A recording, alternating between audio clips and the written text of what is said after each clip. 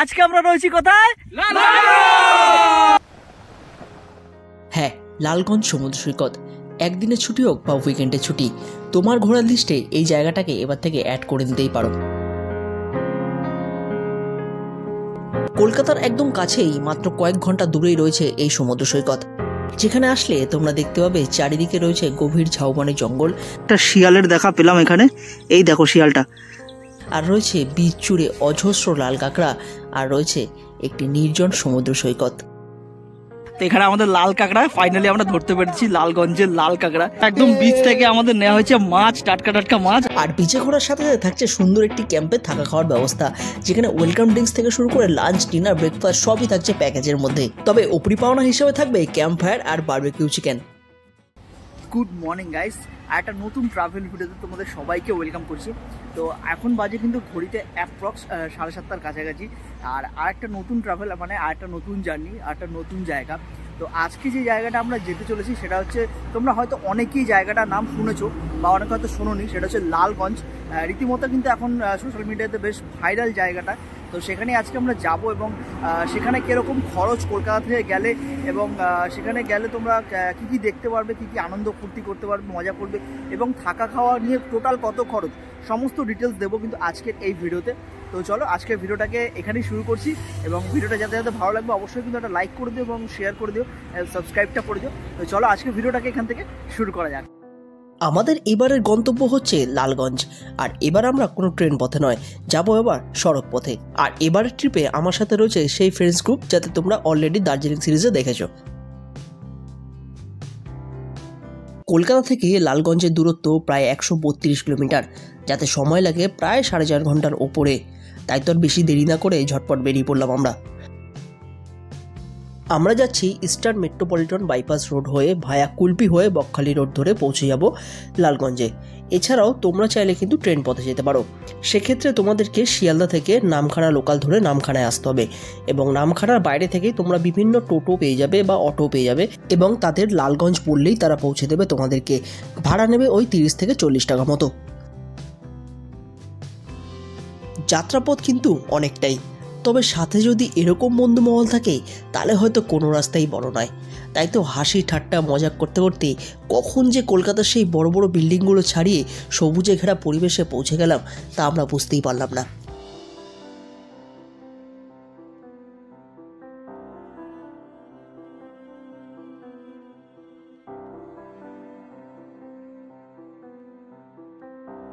কি ভালো লাগলো তো? ভালো তো লাগবেই, কারণ এরকম দৃশ্য আমাদের শহরে আর কোথায় মেলে। আর যদি বলি এ হলো আমাদের দেশের মাটি আর সোনার ফসল, ভালো তো লাগবেই। তবে এইসবের মাঝখানে খিদে বড্ড পেয়ে গেছিলো, কারণ সকালে সেরকম কিছু ব্রেকফাস্ট করাই হয়নি। তো চলো এখন একটা জায়গায় গিয়ে ব্রেকফাস্টটা করতে হবে। প্রায় 2 ঘন্টা জার্নি করে এখন মোটামুটি নামলাম একটা জায়গাতে আমরা ব্রেকফাস্ট করার জন্য। আর বেশি দূর না, মোটামুটি আর 90 কিলোমিটার মতো বাকি রয়েছে, পৌঁছে যাবো খুব তাড়াতাড়ি। উত্তলা বা সংগ্রামপুর, চাকদাহাট এরকম জায়গাতে রয়েছে আমরা। তো চলো এখন ব্রেকফাস্টটা আমরা সেরে নিই, তারপর যাব আবার বাকিটা। আর এখন আমরা ট্রাই করছি এখান থেকে হচ্ছে পেটাই পরোটা, একদম গরম গরম। আর এখানে আরও সব আমাদের গ্যাং ব্যাং বসে রয়েছে খাওয়া দাওয়ার জন্য। জোর খিদে পেয়েছে, চলো আমরা খেয়ে নিই আগে।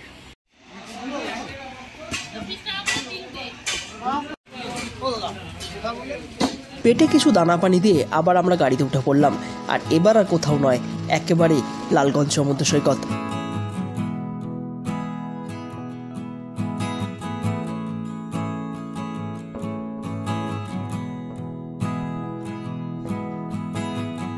প্রায় ঘন্টাখানেক গাড়ি চলার পর আমরা পৌঁছে গেলাম নামখানাতে, এবং এগিয়ে চললাম হাতানিয়া দোয়ানিয়ার নদীর ওপর দিয়ে।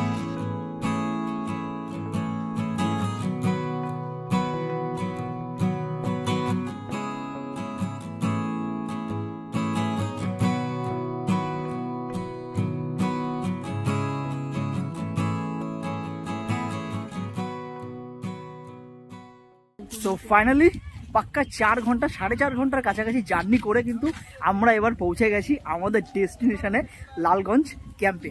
তো সমুদ্র পার যাব, সমস্ত কিছু যাবো। এখন আমরা ক্যাম্পে ঢুকবো, ড্রেস ফ্রেস চেঞ্জ করবো, দেন তারপর সময় যাব। আর আমাদের আজকের ক্যাম্প হচ্ছে এই যে দেখতে পাচ্ছ, অ্যান্টিলিয়া ট্রাভেলস ক্যাম্প। তো এই ক্যাম্পটাই কিন্তু আমরা আজকের জন্য বুক করেছি, এবং চলো ভেতরে যাব, গিয়ে সমস্ত ডিটেলস কিন্তু আজকে তোমাদেরকে আমরা দেবো।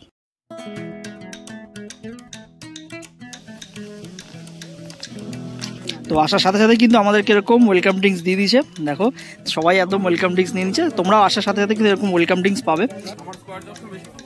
এই হচ্ছে টোটাল ক্যাম্প, তোমরা দেখতে পাচ্ছ অ্যান্টিলিয়া বিচ ক্যাম্প। তো এই ক্যাম্পের ডিটেলসের সম্বন্ধে আমি সব কিছু জানাবো। তো চলো, সবাই মাত্র ঢুকলাম, আর একটু আগে তো দেখলে ওয়েলকাম ড্রিঙ্কস দিল, এবং এখন একটু জামা প্যান্ট ছেড়ে আমরা যাব হচ্ছে একটু বিচের দিকে।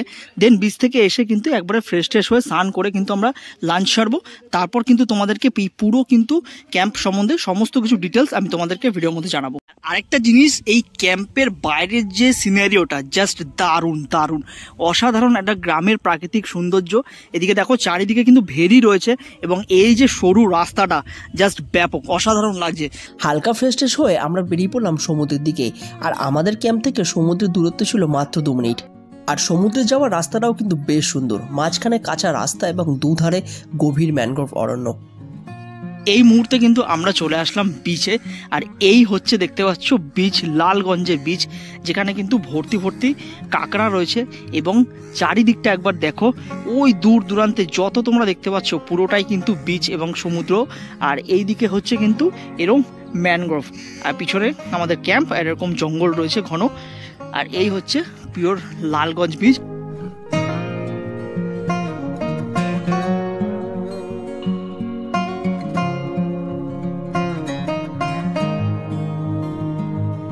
দেখো আমাদের সব গ্যাং ব্যাং কিন্তু এখন চলে এসছে সি বিচে, তবে এখন কিন্তু একদমই জল নেই, জল একদম প্রচুর দূরে চলে গেছে।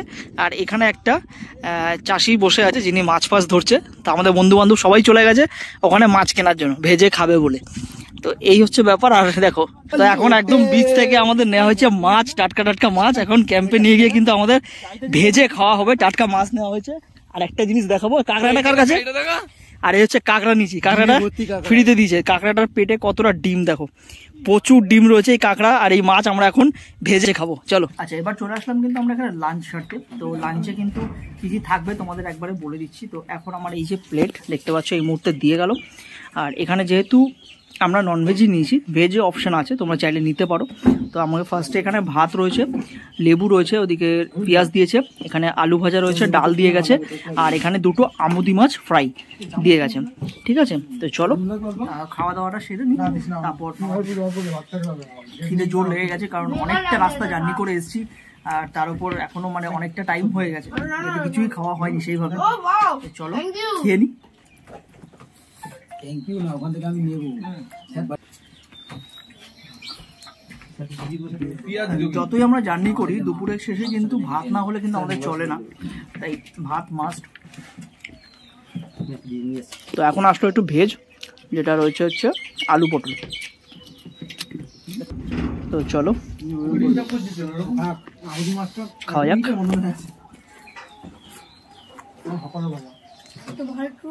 আর সাথে দেওয়া হচ্ছে কিন্তু এরকম এরকম পমপ্লেট, দেখতে পাচ্ছ বেশ ভালোই বড় সাইজের কিন্তু পমপ্লেট রয়েছে, পমপ্লেট মাছের ঝোল। আর শেষ পাতে ছিল চাটনি আর একটা করে রসগোল্লা। লাঞ্চ তো হলো, এবার আসি এই ক্যাম্পের বিষয়ে। এখানে থাকতে গেলে কিরম কি কস্ট।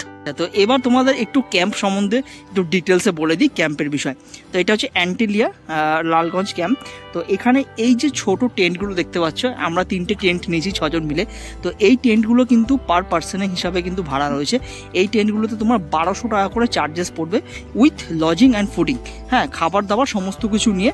আর একটাতে তোমরা 2 জন করে থাকতে পারবে। আমি যেমন দেখিয়ে দিচ্ছি, এই দেখো আমাদের সব বন্ধু বান্ধব শুয়ে রয়েছে, এই যে দেখো অলরেডি 2 জন শুয়ে রয়েছে এখানে। তো এই 2 জন ভাবে কিন্তু তোমরা থাকতে পারবে, এই একটা রয়েছে। আর এ পাশে কিন্তু রয়েছে একটু, এটা হচ্ছে ফ্যামিলি টেন্ট। এখানে তোমরা আরামসে 4 জন তোমরা শুয়ে পড়তে পারবে। তবে এগুলোতে কিন্তু 1400 টাকা করে ভাড়া রয়েছে, উইথ লজিং ফুডিং। তবে হ্যাঁ, এই যে বাইরে তোমরা দেখতে পাচ্ছ টেন্টগুলোতে, এগুলোতে তোমরা থাকতে গেলে কিন্তু তোমরা বাথরুম যে ইউজ করবে, তোমাদের কিন্তু এই কমন বাথরুম ইউজ করতে হবে, যেখানে রয়েছে 4খানা বাথরুম রয়েছে, কমন বাথরুম তোমাদের ইউজ করতে হবে। আর এছাড়াও কিন্তু তোমরা এখানে পাবে হচ্ছে কটেজ, থাকার জন্য কিন্তু কটেজ রয়েছে। এই হচ্ছে কটেজ দেখতে পাচ্ছ, এরকম দুটো কটেজ তোমরা পাবে।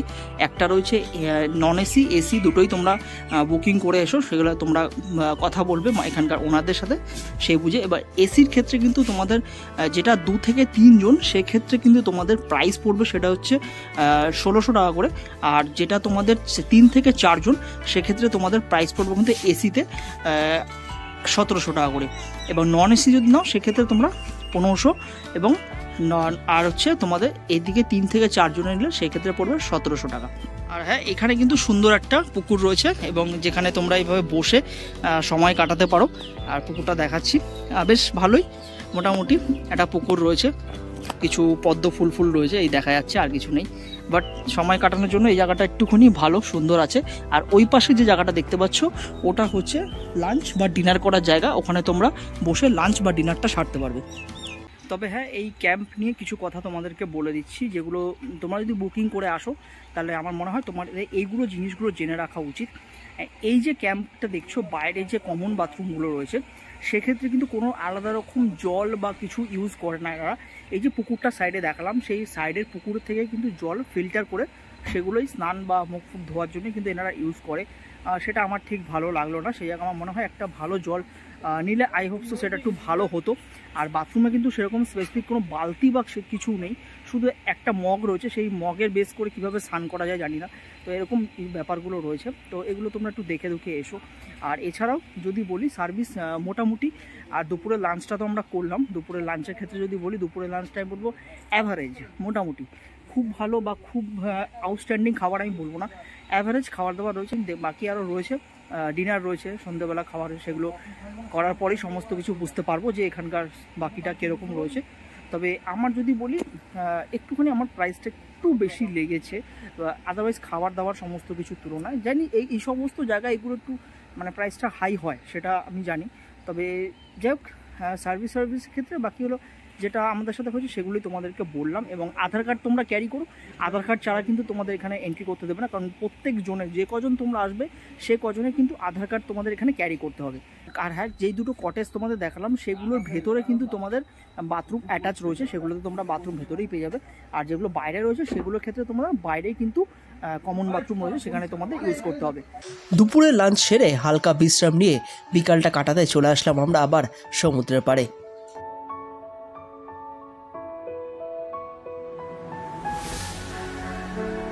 তবে বিকালে আসাতেই এক আলাদা দৃশ্য আমাদের চোখে পড়ল। সারা বিচ জুড়ে তখন ছড়িয়ে রয়েছে অজস্র লাল কাঁকড়া, যেটা দেখতে কিন্তু বেশ সুন্দর লাগছিল। আর এই বীচ যার জন্য ফেমাস সেটা হচ্ছে লাল কাঁকড়া। তোমরা আসলে কিন্তু এখানে ভর্তি লাল কাঁকড়া দেখতে পাবে। এই দেখো, সব কিন্তু এই কাঁকড়াগুলোর কিন্তু এই ফুটো দেখতে পাচ্ছ, সব ঘরে রয়েছে। আমি সোজা দেখাচ্ছি, দেখো এই যে বিচের মধ্যে ভর্তি দেখো লাল কাঁকড়া কিন্তু রয়েছে। তবে সামনে গেলেই কিন্তু ফুটোর মধ্যে ঢুকে যায়, একদম সামনে দিয়ে আমি দেখাতেও পারছি না। এই একটা পেয়েছি, আমি দেখাচ্ছি, দেখো, দাঁড়াও, এই যে দেখো উঠে কিন্তু বসে রয়েছে। এই যে এরকম ভর্তি সারা বিচ জুড়ে কিন্তু লাল কাঁকড়া রয়েছে, যেটা দেখতে অপূর্ব লাগে। সেটা কিন্তু এই বিচ, এবং আমি বাগদা বিচেও দেখেছিলাম। এখানে আসলেই কিন্তু তোমরা এই লাল কাঁকড়া দেখতে পারবে, অসাধারণ লাগে, অসাধারণ।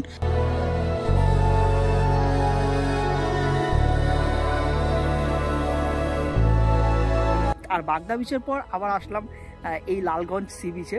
মানে কিছুটা সিমিলার, বাট দুটোর কিন্তু আলাদা একটা এক্সপিরিয়েন্স। আর এটার এক্সপিরিয়েন্স একদমই আলাদা। এখানেও লাল কাঁকড়া তোমরা পেয়ে যাবে, বাট সত্যি মানে খুব সুন্দর লাগছে। এরকম বিচ সাইডে বিকালবেলা খাওয়া দাওয়ার পর ঘুরছি, খুব ভালো লাগছে। এবং সন্ধ্যাবেলা তো রয়েছেই, আর বিচটাও কিন্তু অপরূপ লাগছে এই সময়টা দেখতে।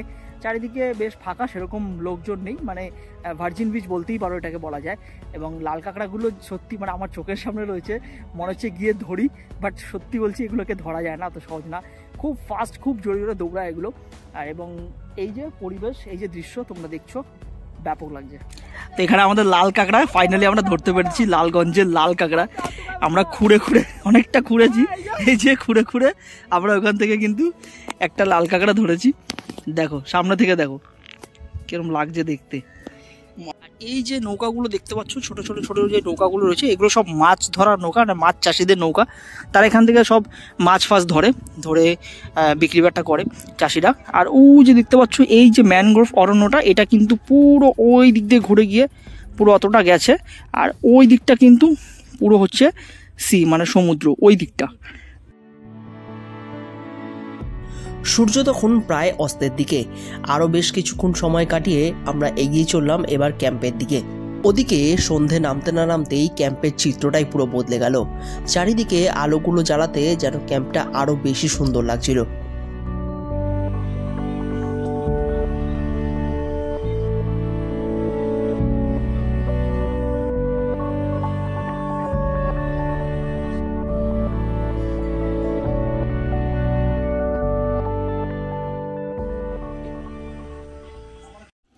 তো এখন সন্ধ্যের সময়, এখন আমাদের চা আর হচ্ছে স্ন্যাক্স চলে এসছে, মানে স্ন্যাক্সটা খাওয়া হয়ে গেছে। স্ন্যাক্সে মুড়ি ছিল আর হচ্ছে চপ ছিল, বেগুনি। আর আমরা যেই লোটেটা আমরা সমুদ্র থেকে ধরে এনেছিলাম না সকালবেলা, তো সেই লোটের ফ্রাইটা আর কাঁকড়াটা আমরা এখন সন্ধ্যাবেলা ফ্রাই করিয়েছি। তো ফ্রাই করি এটা আমরা আলাদা করে নিয়েছি। তোমরা যদি চাও তোমরাও কিন্তু এভাবে নিয়ে আসতে পারো, এনে তোমরা ক্যাম্পে দিলে সেখানে কিন্তু তোমরা এভাবে তোমাদেরকে ভেজে দেবে। সন্ধ্যে স্ন্যাক্স খাওয়ার পরই আমাদের কাছে চলে আসলাম গরম গরম বারবিকিউ চিকেন। আমরা এই রাত্রিবেলা কিন্তু বিচে এসেছি, মানে সন্ধ্যেবেলা। আর চারিদিকটা যদি দেখাই, অন্ধকারই অন্ধকার, তোমরা কিছু দেখতে পারবে না ক্যামেরাতে। বাট এটা যদি নিজের চোখে না উপভোগ করা যায়, আমি বলো অনেক বড় জিনিস। তোমরা যদি লালগঞ্জে আসো মিস হবে, কারণ আর যদিও বা আসো গ্রুপ নিয়ে এসো, অবশ্যই একা একা কেউ আসতে যাও না, কারণ জায়গাটা খুবই রিস্কি। এখানে কোনো লোকজন নেই এই মুহূর্তে, শুধু আমরা ছাড়া আর কেউ নেই। আর এখানে দেখো জল কিন্তু চলে এসছে, দেখো আমরা সবাই জলের মধ্যে নেমে পড়েছি। সমুদ্রের জল, অনেকটা জল কিন্তু এখন চলে এসছে, বেশ পা ভেজানো যাচ্ছে। এবং আস্তে আস্তে জল আরও বাড়ছে, রাত্রিবেলা আরও জল বাড়বে। এটা দেখার জন্যই আমরা প্রায় 10-15 মিনিট ধরে আমরা বসেই ছিলাম যে জলটা কতক্ষণে আসবে। আমরা এইটুকুনি শুধু উপভোগ করবো, সকালে আসলেও আমরা একটু কিছুটা উপভোগ করতে পারবো। বাট এই যে মজাটা, এই যে এনজয়টা, সেটা হয়তো কখনো আর পাবো না। সন্ধ্যের টিফিন করার কিছুক্ষণ পর ঢু মারলাম ওদের কিচেনে, এবং কিচেনে ঢুকতে দেখি অলরেডি রাতের জন্য আমাদের ডিনার তৈরি করা হচ্ছে। এরপর আমরা সবাই একসাথে বসে রাতের ডিনারটা সেরে নিলাম। আর রাতের ডিনারে আজকে ছিল রুটি, একটা সবজি এবং মাটন কষা। প্রত্যেকটা খাবারের কোয়ালিটি কিন্তু ভীষণ সুন্দর ছিল। তো এইভাবে আমরা খাওয়া দাওয়া কমপ্লিট করে এরপরই আমরা শুয়ে পড়েছিলাম। দেখা হবে তোমাদের সাথে নেক্সট মর্নিংয়ে।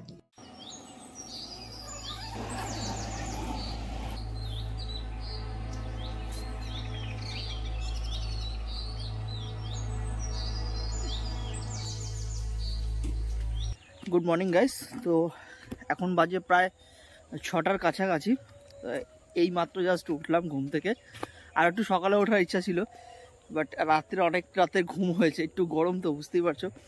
তো এখন যাচ্ছি আমরা একটু বিচের দিকে, দেখি বিচে কি মাছ ফাছ দেখা যায় কিনা সেভাবে, এবং জলটাও দেখি সেরকম আছে কিনা পাড়ের দিকে, তাহলে একটু ভালো লাগবে।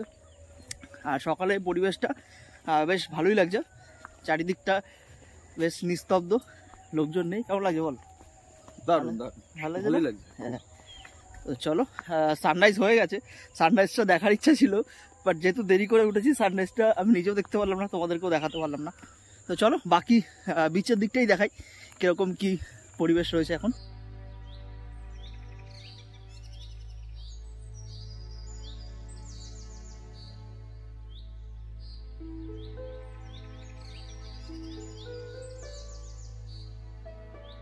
তো এই হচ্ছে সকালের বিচ, তোমরা দেখতে পাচ্ছ। এই মুহূর্তে আসলাম, বাট এখনো কিন্তু জল নেই, ভাটা চলছে।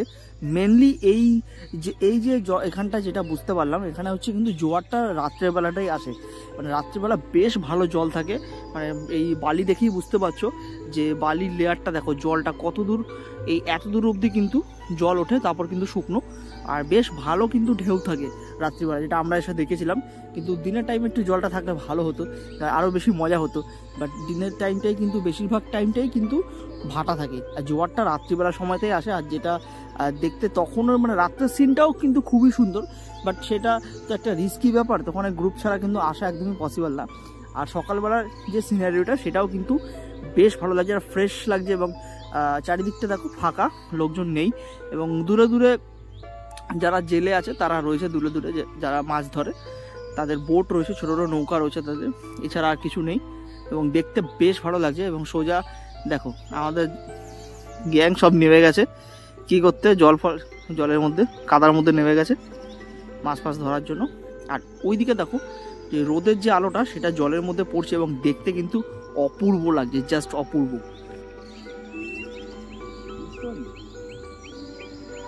সকালবেলা এসে এক আলাদাই অনুভূতি, ছবির মতো সুন্দর এই জায়গা। মনে হচ্ছিল শহরতলি থেকে একদিনের ছুটিতে এসে যে শান্তিটা এখানে পেয়েছি সেটা কোনো থেরাপির থেকে কম কিছু নয়। সামনে এই মহিলাটা যাচ্ছেন মাছ ধরতে। সকালবেলা তারা হাঁড়ি ঝুড়ি সব কিছু নিয়ে বেরিয়েছে এবং তাদের এইটাই জীবিকা মেনলি, এবং তারা সকাল সকাল বেরিয়ে পড়েছে। আর অনেক লোক দেখলাম তারাও মাছ ধরতে বেরিয়েছে এই সকালবেলা। তবে এই দ্বীপগুলো নিয়ে আমার কয়েকটা কথা বলার আছে, যেগুলো তোমাদেরকে মনে হলো বলাটা উচিত। তো অ্যাকচুয়ালি এই যে লালগঞ্জ দ্বীপটা দেখছো তোমরা, তো আমরা যেরকম ঘুরতে এসেছি, তো এখানে কিন্তু এই প্রত্যেকটা ক্যাম্পের তরফ থেকে কিন্তু একটা নৌকা সাফারি বা একটা ছোট বোট রাইডিং কিন্তু ছিল বলবো। এখন কিন্তু কোনোটাই নেই, সব কিছু কিন্তু বন্ধ হয়ে গেছে। তোমরা আগে যা ভিডিওতে দেখেছো, মানে অন্য ভিডিওতে দেখেছো যে বোট রাইডিং হচ্ছে বা নৌকা রাইডিং হচ্ছে, তো সেইটা মাথায় রেখে যারা আসছো আমি বলে দিচ্ছি সেগুলো কিন্তু সম্পূর্ণ বন্ধ হয়ে গেছে। তোমরা আর কোনোদিনই সেগুলোকে উপভোগ করতে পারবে না। আর তার বেশ কিছু কারণ রয়েছে, যেটার কারণ ট্যুরিস্ট পার্টিরাই আমি একটুখানি বলবো। যে দেখো, এই সুন্দর সমুদ্র সৈকত বা এত সুন্দর একটা বিচ, তো সেটাকে আমাদের মনে হয় যে ভালোভাবে রাখা উচিত। কারণ মজার ছলে সব কিছুকে ভেস্তে দেওয়াটা উচিত না। কারণ কিছু জায়গার রুলস রেগুলেশন আছে, সেগুলো মানা উচিত। কিছু লোক আছে যেগুলো সেগুলোর ঊর্ধ্বে চলে গিয়ে উচ্ছৃঙ্খলভাবে সমস্ত কিছু করে নিজেদের মজার জন্য, সেই জায়গার রুলস ব্রেক করে, আরও অনেক কিছু করে। তো আমি একটা জিনিস তোমাদেরকে দেখাচ্ছি, আমি ব্যাক ক্যামেরা দেখাচ্ছি তোমাদের। এই দূরে কিন্তু একটা জঙ্গল দেখা যাচ্ছে। হ্যাঁ, এইটা মেনলি হচ্ছে কিন্তু নো ম্যানস ল্যান্ড একটা এরিয়া, যেখানে টাইগার এবং কিছু হরিণও কিন্তু ছাড়া রয়েছে। আর ওটা কিন্তু ফরেস্ট ডিপার্টমেন্টের আন্ডারে পড়ে। আর ওখানে প্রচুর ফরেস্ট ডিপার্টমেন্টের যা অফিস বলো সমস্ত কিছু কিন্তু রয়েছে। কালকে রাত্রে যখন আমরা এসছিলাম তখন ছোট আমরা লাইট ফাইট দেখতে পেয়েছিলাম যে জ্বলছে, তো সেগুলো ফরেস্ট ডিপার্টমেন্টেরই। তো কিছু ট্যুরিস্ট আগে এসে তারা কি করেছিলেন, এখান থেকে এই বোট ভাড়া করে নিয়ে ওখানে গিয়েছিল এবং নৌকাকে জোর জবস্তি বলিয়ে, নৌকার যিনি মাঝি ছিলেন তাকে জোর জবস্তি বলিয়ে তারা সেখানে নেমেছিল। নামার পর এবং সেখান থেকে যারা ট্যুরিস্ট পার্টি ছিল তাদেরকে কিন্তু পুরোপুরি ঘিরে ফেলেছিল এই ফরেস্টের লোকেরা, ফরেস্ট অফিসাররা। তো তখন তাদেরকে বেধড়ক মারা হয়েছিল এবং সেখান থেকে তাদের থেকে বিপুল পরিমাণে একটা জরিমানা তাদের থেকে নেওয়া হয়। এবং তারপর থেকে এখানে যত ক্যাম্প, তো সেই ক্যাম্পগুলোতে কিন্তু রীতিমতো এই বোটিং রাইড বা নৌকা সাফারি টোটালি কিন্তু বন্ধ করে দেওয়া হয় এই লালগঞ্জ থেকে। তো আমার বলার কারণ একটাই, যে দেখো, নেচারের জায়গাটাকে নেচারেতেই থাকতে দাও, সেটাকে দূর থেকেই উপভোগ করো। কিছু জিনিসকে উপভোগ করতে গিয়ে জিনিসগুলোকে নষ্ট করে ফেলো না, কারণ এগুলো আমাদের ঐতিহ্য, এগুলো বাঁচিয়ে রাখাটা আমাদেরই দরকার, কারণ আমাদেরই এগুলোকে বাঁচিয়ে রাখতে হবে। তো সেগুলোকে ঊর্ধ্বে যেও না, তাহলে কি হয়, তোমাদের একটা ভুলের জন্য কিন্তু বাকি আরও 100টা মানুষকে সেই জিনিসটা সাফার করতে হবে। কারণ সেই ভুলটা তারা করেছিল বলে আজকে হয়তো আমরা সেই উপভোগটা করতে পারলাম না। আগামী দিনে যারা আসবে, তোমরা যারাই আসবো, তারাও কিন্তু সেই ফ্যাসিলিটি বা সেই মজাটা তোমরা উপভোগ করতে পারবে না। তো আলটিমেট কাদের ক্ষতি? সেই আমরা ঘুরতে আসছি যেটার জন্য, সেটাই আমাদেরই ক্ষতি, বা এখানকার যারা ব্যবসা করছে তাদেরও ক্ষতি। তো সেই সমস্ত জিনিসগুলো মাথায় রেখে এসো। কারণ নোংরা করো না, বীজ একদম ভার্জিন বীজ, তো নোংরা করো না, এখানে খেয়ে দিয়ে কিছু ফেলো না বা সেরকম কিছু করো না। কারণ সমুদ্রের এরিয়া বুঝতেই পারছো, বিভিন্ন রকম পশু পাখি থাকে, তো সেই জন্য কেউ নোংরা করো না। আর এই জিনিসগুলো করো না, এগুলো দেখতে খুবই বাজে লাগে, পরবর্তীকালে আমাদেরই ক্ষতি এগুলো করলে। কিছু মানুষ থাকেই যারা এগুলো এসে এরকম করেই বেড়ায়, তারা মজার থেকে এগুলো করতে বেশি পছন্দ করে। আমরাও নৌকা সাফারি করব এটা ভেবে এসেছিলাম, তো যখন এখানে এসে শুনলাম যে টোটালি বন্ধ হয়ে গেছে এবং এই টোটাল ব্যাপারটাকে যখন জানতে পারলাম, তখন আমাদেরই খুব খারাপ লাগলো যে এটা উচিত হয়নি, এগুলো করা উচিত না। কিছু জিনিসের রুলস রেগুলেশন আছে যেগুলো মানা উচিত। আর বাকি সমুদ্র তো রয়েছেই মজা করার জন্য, এবং রাত্রিবেলা যদি আসো জল বেশ ভালোই পাবে। আর এখানে মাছ চাষিরা বললো কি আর 1-1.5 ঘন্টার মধ্যে হয়তো আবার জল আসবে, তো জানি না কতটা, দেখি আসলে তোমাদেরকে দেখাতে পারবো। বেশ খানিকটা সময় বিচে কাটানোর পর আবার ফিরে চললাম ক্যাম্পের দিকে, কারণ ততক্ষণে ডাক চলে এসেছিল ব্রেকফাস্টের জন্য। তো চলে এসেছি এখন ডাইরেক্ট ব্রেকফাস্ট করতে, আর এই মুহূর্তে আমাদের খাওয়া দাওয়া চলে আসলো। আর সকালের ব্রেকফাস্ট হচ্ছে আমাদের রুটি রয়েছে এখানে 3টে। তোমরা চাইলে পরোটা বা কচুরি নিতে পারো, বাট আমরা দাদাদেরকে বলিয়ে রুটি করিয়েছি। আর এখানে সাথে আছে ঘুগনি, আর সাথে আছে হচ্ছে এখানে একটা ডিম। তো এইটা তুমি পাবে, তোমরা পাবে সকালের ব্রেকফাস্ট। তো এইটাই দিয়েই কিন্তু একদিনের তোমাদের শেষ হবে, ঠিক আছে? তো চলো একবার খাওয়া দাওয়াগুলো করে নিই। সকালের ব্রেকফাস্ট বেশ দারুণ ছিল এবং খাওয়া দাওয়া কমপ্লিট করে আমরা বেরিয়ে পড়লাম ক্যাম্পের চারিদিকটা ঘুরে দেখার জন্য। কিছুটা এগিয়ে দেখি এখানে কয়েকজন কাদায় নেমে মাছ ধরছেন এবং সেটা দেখতে বেশ ভালো লাগছিল, তাই আমরাও দাঁড়িয়ে দাঁড়িয়ে দেখছিলাম ওনাদের মাছ ধরা। এখন চলে আসলাম বিচের সাইডেই আমরা একটা ঝাউবনে। এখানে ঝাউবনটা এতটাই সুন্দর লাগছিল, তাই আমরা ভেতরের দিকে চলে আসলাম ঝাউবনটা দেখতে। ব্যাপক লাগছে, দেখো সব সারিকে সারি গাছ, হেভি লাগছে দেখতে। কালকে আমরা দেখেছিলাম, আসবো করে আসা হয়নি, ফাইনালি আজকে আসলাম, কারণ আজকে চলেই যাব। তো আজকে এসে ভাবলাম এই ঝাউবনটা ঘুরে যাই একটুখানি। আমরা একটা শিয়ালের দেখা পেলাম এখানে, এই দেখো শিয়ালটা। কালকে সারাদিন ছিলাম, দেখতে পাইনি, এখন দেখলাম। ঘুরতে ঘুরতে সমুদ্র পাড়ে পৌঁছতে দেখি জোয়ারের জল সমুদ্র পাড়ে থই থই করছে এবং যেটা দেখার জন্য আমরা বারবার ছুটে আসছিলাম সমুদ্র পাড়ে। এখন কিন্তু পুরো জোয়ার চলে এসছে, দেখো এখন দিনের বেলা তোমরা জোয়ারের জলটা দেখে নাও। এখন অনেকটা কিন্তু জল এসছে দেখো, আর হালকা হালকা ঢেউ আসছে। চলো তোমাদের দেখাই। আয়, তবে আজকে হাতে সময় কম, কারণ বাড়ি ফিরতে হবে। যেটুকুনি সময় পেলাম সেটুকুনি সময়তেই জলের মধ্যে একটুখানি আনন্দ করে নিলাম। পুরো এখন জোয়ার রয়েছে, দেখো জলে জল। এখানে কিন্তু পুরো বালি বালি ছিল কিছু সকালবেলা যখন এসছিলাম, বাট এখন কিন্তু পুরো চারিদিকে জোয়ার চলে এসছে। হালকা হালকা ঢেউ রয়েছে, তবে রাত্রিবেলা ঢেউটা কিন্তু মানে অনেক বেশি ছিল, এর থেকে তুলনায় আরও অনেক 10 গুণ বেশি ঢেউ ছিল এখানে। এখন হালকা হালকা আছে, আবার একটু পরে ভাটা হয়ে যাবে কিছুক্ষণ পরই। তো এটা দেখানোর জন্যই আবার তো নিয়ে আসলাম আমি বিচে তোমাদেরকে, দেখো।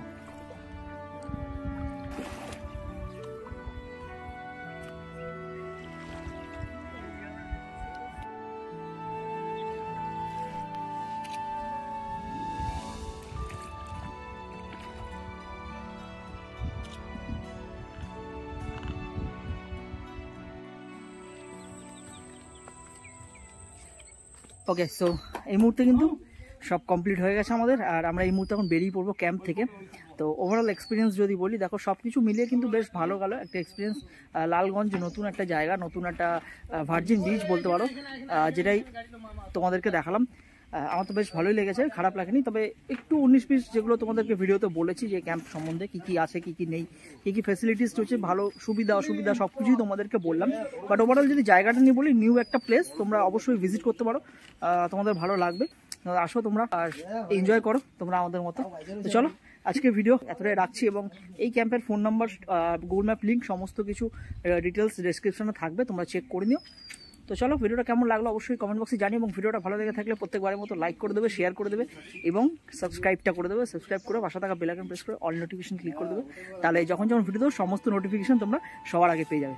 তো চলো দেখা হচ্ছে নেক্সট একটা ভালো ভিডিও নিয়ে। ততক্ষণ সবাই সুস্থ থেকো, ভালো থেকো, আর মুখের হাসি বজায় রাখো। চলো টাটা, বাই।